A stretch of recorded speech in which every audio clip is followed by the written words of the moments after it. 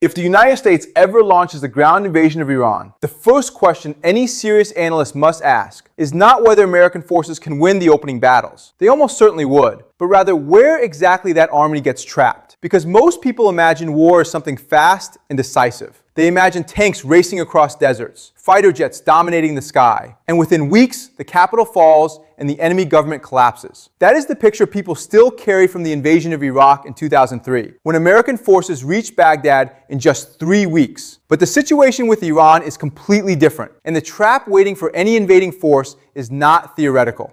The trap is geography. The trap is logistics. The trap is politics. And once American ground forces move into this environment, the exit doors start closing very quickly. First, understand the scale of the battlefield. Iran is an enormous country, covering more than 1.6 million square kilometers. That is larger than Iraq and Afghanistan combined. And anyone who remembers how difficult those two wars became should pause and consider what that number means for a military occupation. It means controlling a territory that stretches from scorching deserts to towering mountain chains, from crowded urban centers to remote villages where supply roads are almost non-existent, and where central authority has always been weak. Even during the 20-year war in Afghanistan, American forces struggled to control a much smaller country with far fewer people and a far less organized military. Iran has more than 85 million citizens, a large professional military, and a deep historical memory of foreign invasion.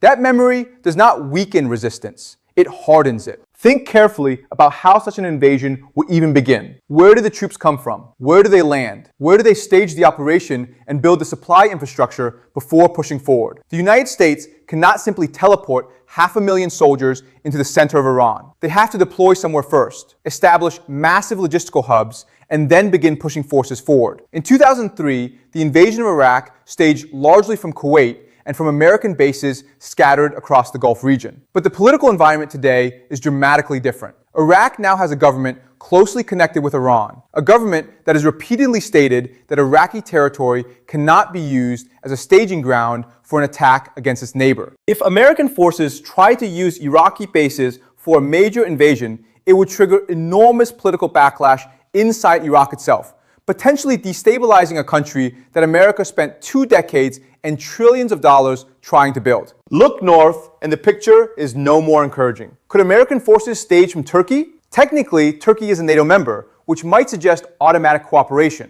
But Ankara has its own complex strategic interests, and Turkish leadership has consistently shown it will not allow its territory to become a launch pad for wars that might send Iranian missiles flying toward Turkish cities, or destabilize Turkish trade routes. This means one obvious invasion corridor is restricted, and another is politically unavailable. What remains? Naval forces and Gulf bases. The United States could launch operations from aircraft carriers in the Persian Gulf and from installations in Qatar and Bahrain. But this creates an immediate and severe problem: supply lines. Every single soldier on a modern battlefield requires constant resupply. Food, water, ammunition, spare parts, medical equipment, fuel, batteries. All of it must travel hundreds or thousands of miles across sea lanes and through narrow choke points that are extremely vulnerable to disruption. Iran has spent decades preparing for exactly this scenario. Its military strategy does not require defeating the United States in a head-on conventional engagement. Instead, the strategy focuses on making the battlefield so painful, so costly, and so politically unbearable that the invading force eventually loses the will to continue.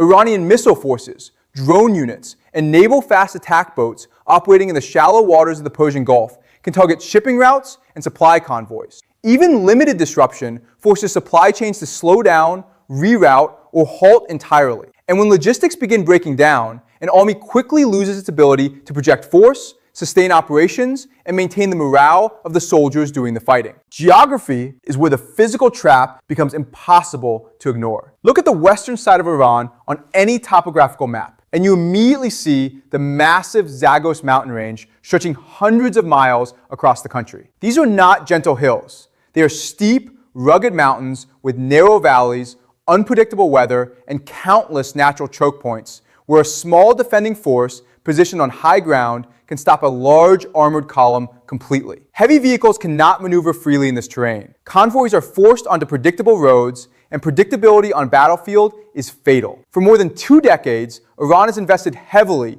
in underground facilities, tunnel networks, and pre-positioned weapons caches throughout these mountains. Not emergency defenses built in a panic, but deliberate systems constructed with the patient expectation that one day a foreign army might attempt to cross these passes. Consider what happens in practical terms when a military convoy enters a narrow mountain pass. The vehicles stretch out along the road because there is no physical space to maneuver off it. The column becomes a long, vulnerable ribbon of steel. If an ambush destroys the lead vehicles and the rear vehicles simultaneously, the entire convoy is frozen. Rockets, mortars, and machine gun fire rain down from the hillsides above, and the attackers disappear back into the terrain before air support arrives. This pattern of warfare is not hypothetical military theory. Variations of it occurred repeatedly during the wars in Afghanistan and during every mountain conflict in modern history. The mountains have always favored the defender. Beyond the Zagros Mountains in the west, the Alborz Range dominates the entire northern edge of the country. Some of these peaks exceed 4,000 meters in elevation. Snow, fog, and extreme cold can ground aircraft and reduce ground movement to a crawl. Supply lines that already stretch across thousands of miles become even more fragile in these conditions. Now imagine trying to maintain a continuous supply chain through this environment while simultaneously facing constant harassment from an enemy that knows every mountain trail and has prepared defensive positions throughout the high ground. That is not merely a tactical challenge. It becomes a strategic nightmare that consumes resources, manpower, and political will at an accelerating pace. While the military struggles with geography and logistics on the ground, an entirely separate battlefield opens back home. War is not fought only on foreign soil. It is also fought in the political arena, in the media, in the economic data, and in the streets of cities far from the fighting.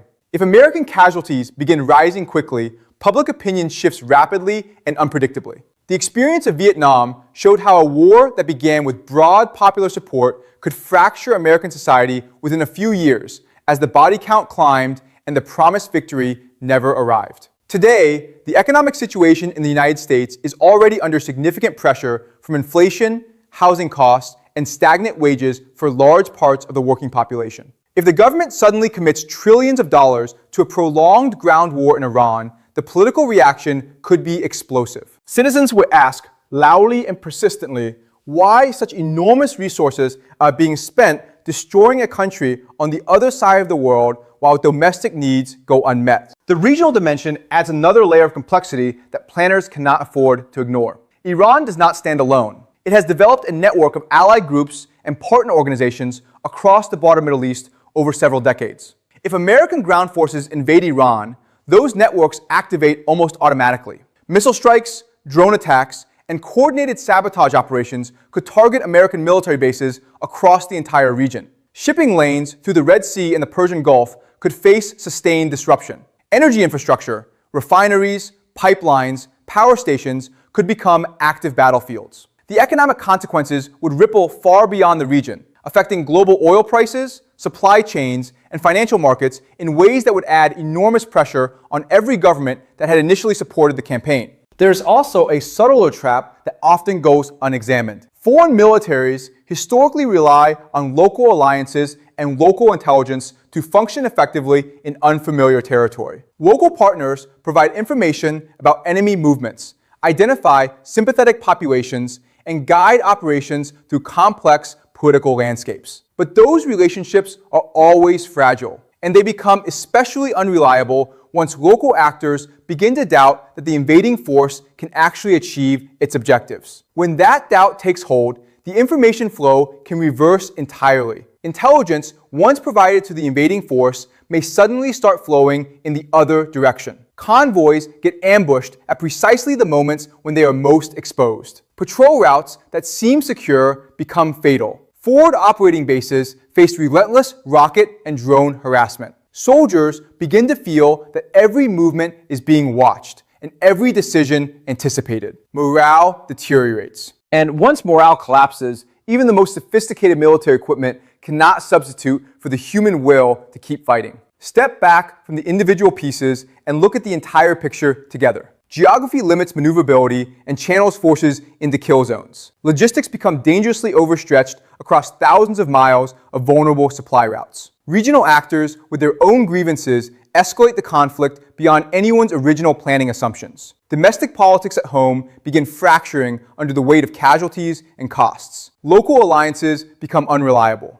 Each of these problems would be enormously difficult to manage on its own. Together, they form a trap that tightens with every passing week. And the deeper an invading force pushes into Iranian territory, the more politically and militarily difficult it becomes to withdraw without appearing defeated. This is why serious strategic analysts consistently describe a potential ground invasion of Iran not as a gamble that might succeed, but as a commitment that once made becomes almost impossible to exit gracefully. The invading force always believes that victory is just around the corner, that committing a little more manpower, a little more equipment, staying just a little longer will finally turn the situation around. But each additional commitment makes withdrawal more politically difficult, while the fundamental obstacles, the mountains, the supply lines, the regional blowback, the domestic opposition, remain essentially unchanged. None of this is secret knowledge. Military planners, intelligence analysts, and political leaders in Washington